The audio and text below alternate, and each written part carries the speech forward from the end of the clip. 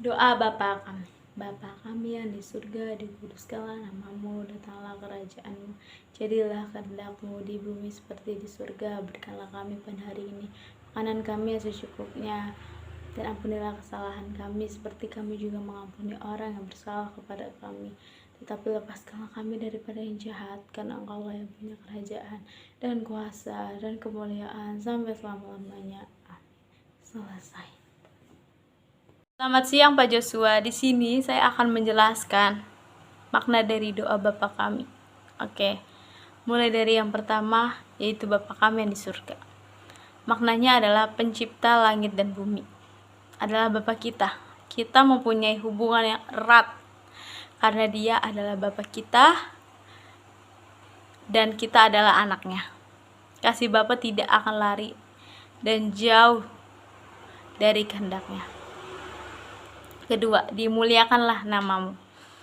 Dalam hidup ini kita harus memuliakan dan memuji nama Allah, baik di dalam doa maupun dalam kehidupan kita sehari-hari. Dan janganlah kita menyebut Tuhan Allah dengan tidak hormat atau sembarangan. Ketiga, datanglah kerajaanmu. Kerajaan Allah adalah surga yang diinginkan oleh seluruh manusia di bumi ketika sudah meninggal. Kerajaan Allah itu nyata dan ada bagi orang-orang yang percaya kepadanya. Maka carilah kerajaan Allah selagi kita masih ada di dunia ini dengan cara berbuat baik dan kasih terhadap sesama dan Allah. Jadilah kehendakmu di bumi seperti di dalam surga. Kehendak Allah bagi umat manusia sangatlah nyata. Jika Allah berkehendak, apapun dapat terjadi. Tidak ada yang mustahil bagi Allah, karena Allah yang lebih tahu dan mengerti apa yang terbaik dalam hidup kita. 5. Berilah kami rezeki pada hari ini. Tuhan peduli dan mengerti akan kebutuhan kita. Maka haruslah kita meminta rezeki dan berusaha semaksimal mungkin. 6. Dan ampunilah kesalahan kami seperti kami juga mengampuni orang yang bersalah kepada kami. Ketika kita berdosa atas kesalahan kita, juga perlu mengampuni segala dosa orang lain yang menyakiti hati kita. Karena Allah adalah kasih, maka kita pun perlu mengasihi Allah dan orang lain. 7. Janganlah masukkan kami ke dalam pencobaan, tetapi lepaskanlah kami daripada yang jahat. Kita yang adalah umat beriman menjadi tempat roh jahat, supaya kita masuk dalam dosa. Roh jahat ingin dan senang jika manusia berbuat jahat dan dosa. Maka kita perlu berdoa kepada Allah supaya kita dijauhkan dalam pencobaan. Hindarilah dosa yang membuat kita terjatuh dan memohon kepada Allah supaya kita dibebaskan dari hal yang jahat.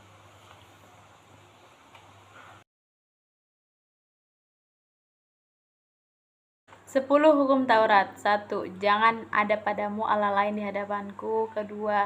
Jangan membuat bagimu patung yang menyerupai apapun yang ada di langit, di bumi, dan di dalam bumi. Yang 3. Jangan menyebut Tuhan Allahmu dengan sembarangan. Yang 4. Ingatlah dan kuduskanlah hari Sabat. Yang 5. Hormatilah ayah dan ibumu. Yang 6. Jangan membunuh. Yang 7. Jangan berzina. Yang 8. Jangan mencuri. Yang 9. Jangan mengucapkan saksi dusta tentang sesamamu. Yang 10. Jangan mengingini apapun yang dipunyai sesamamu. Di sini saya akan menjelaskan makna 10 hukum Taurat. Oke, yang pertama, kita tidak boleh menyembah dan memperhambakan diri kepada Allah-Allah lain, misalnya percaya pada taktayul, kuasa magis, atau dengan memperhambakan diri kepada kemewahan, uang, ilmu, pengetahuan, dan sebagainya. Ada padamu Allah itu memiliki arti yakni menyadarkan diri, menaruh harapan, dan mencari kuasa-kuasa. Karena kita telah memiliki Allah dan kita percaya dan kita juga telah menjadi milik Allah yang hidup, maka kita jangan lagi percaya dan tunduk pada kuasa-kuasa lain di luar Tuhan kita. Perintah yang kedua, saya mempunyai 3 poin, yaitu 1. Dilarang memantungkan Allah dengan cara atau bentuk apapun. Poin yang kedua, dilarang menyembah, berdoa, dan memohon kepada patung atau berhala. Poin ketiga, yaitu dilarang melakukan kebaktian dengan cara yang salah. Perintah ketiga, yaitu mengingatkan kita akan kekudusan nama Tuhan. Dengan nama itu, Tuhan hendak menyatakan bahwa Ia akan selalu ada untuk menolong dan menyertai kita. Yang keempat, saya mempunyai 2 poin, yaitu 1, waktu atau hari yang dikhususkan untuk Tuhan. Yang kedua, menyediakan waktu untuk merenungkan makna dan tujuan hidup kita di hadapan Tuhan, agar kita dapat menemukan rancangan atau rencana Tuhan di dalamnya.